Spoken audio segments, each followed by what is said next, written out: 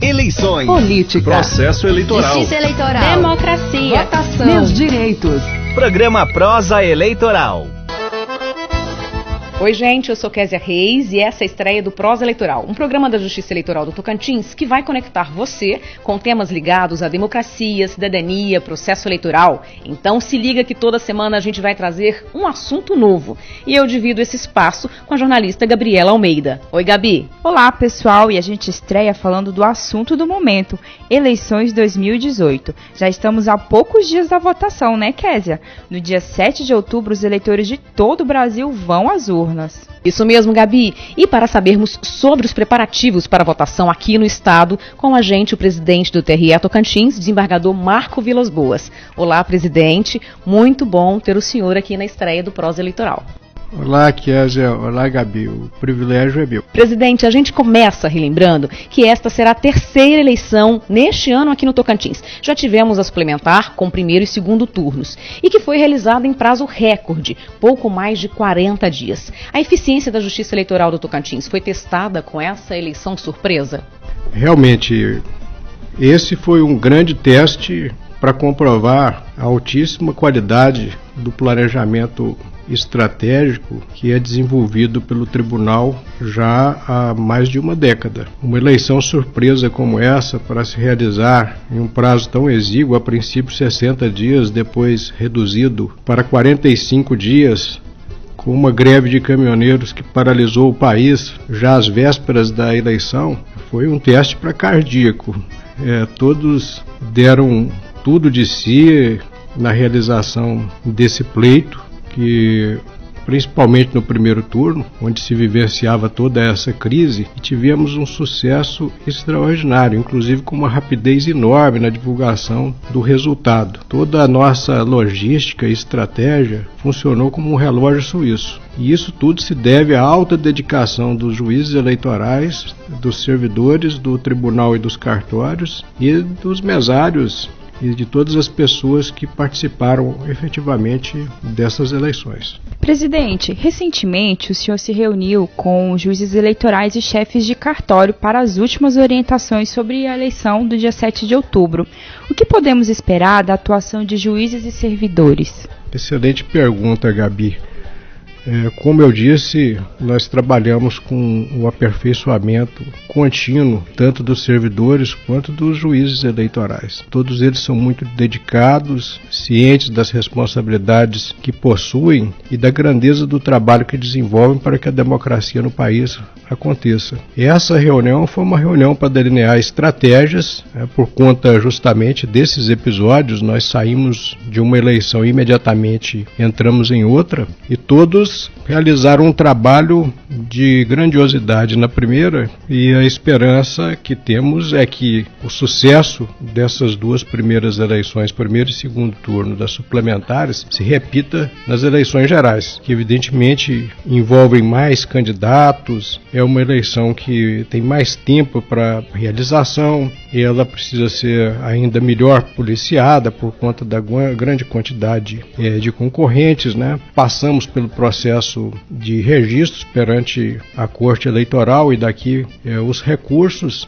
Então, o que se espera é isso, na realização das eleições, que seja cumprido o nosso planejamento estratégico e todas as ações com as metas bem definidas, para que tudo aconteça a contento, com toda a perfeição possível, para que o eleitor vá à urna exercendo os seus direitos fundamentais de liberdade no exercício do voto, que ele tenha segurança no exercício do voto, a certeza de que seu voto será processado com integralidade, com muita transparência, muita eficácia e muita eficiência.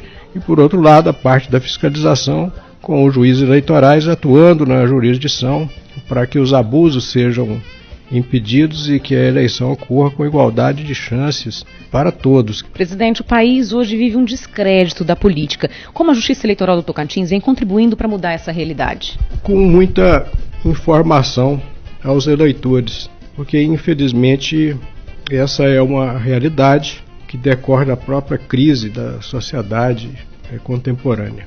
Nós vemos que a perda dos valores morais, a relativização de tudo, tem levado o homem a um vazio existencial, a uma situação de incertezas, de busca por respostas que muitas vezes não são encontradas, e leva outros a práticas de atos que terminam resultando em corrupção, seja na corrupção como agente público, seja como indivíduo tentando corromper agentes públicos. É uma realidade que vivemos e as instituições, elas procuram conter essas atividades. A Justiça se preocupa, primeiro, em passar todas as informações para os eleitores, divulgando os fichas sujas. A lista que vem do Tribunal de Contas, ela é publicada pelo tribunal. Essa lista serve de referência para os juízes julgarem os registros. Aí fazemos um primeiro filtro. O segundo filtro,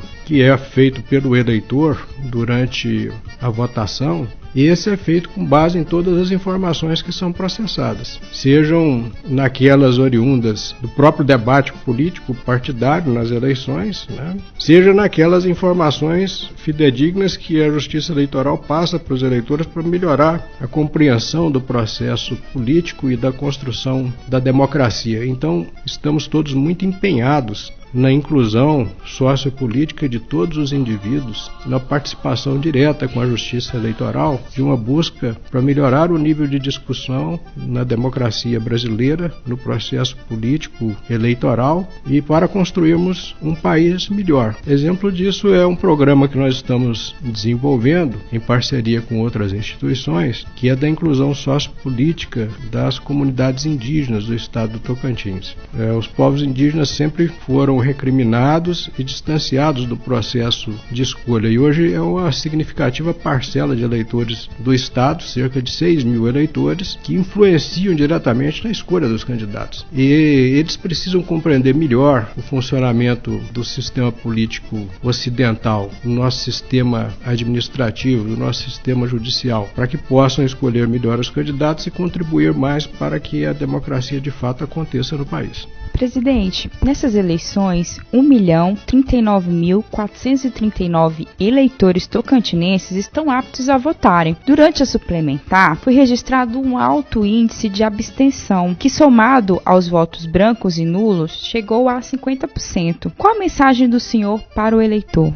Eu acredito, Gabi e Kézia, que vocês duas não estão relacionadas nesse índice de não comparecimento às urnas, pelo que conheço de ambas, né? Mas realmente foi um fator preocupante, dado justamente a esse descrédito que a população vive atualmente em relação aos políticos e à própria política desenvolvida no país. E isso, de fato, nos trouxe muita preocupação. Agora, como reverter isso? É justamente com conscientização dos eleitores de que a não participação no processo eleitoral, a omissão, é muito mais prejudicial, porque ela ajuda a convalidar a má escolha. Se você vai e escolhe bem, você tem chance de concorrer com o seu candidato para que ele tenha a possibilidade de ter êxito dentro do processo eleitoral, daquele que lhe representa melhor, daquele que é mais apto, que tem mais condições éticas, morais de governar, tem mais capacidade de gestão,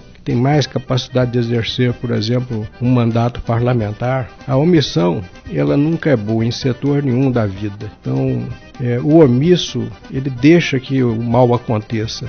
Nós temos que ter uma posição contrária, uma posição proativa, de impedir que o mal aconteça, de intervir com as nossas forças para equilibrar uma disputa com o nosso voto, para poder eleger um candidato. Por isso que todo eleitor deve comparecer às urnas. Ainda que a multa não seja lá tão significante e que isso tudo pode ser resolvido dentro da burocracia da Justiça Eleitoral, penso que a atividade proativa do eleitor, de participação do processo político e do processo eleitoral, é muito importante para o país, muito importante para a democracia. Por isso que eu convoco a todos no dever cívico e compromisso que tem com a pátria, com os seus irmãos, num compromisso fraternal, solidário, de melhorar tudo isso que está acontecendo e escolher no dia das eleições os candidatos que são mais dignos, que melhor correspondam aos seus anseios. E aí vale, são que os anseios devem ser da comunidade, anseios coletivos, né? De bons projetos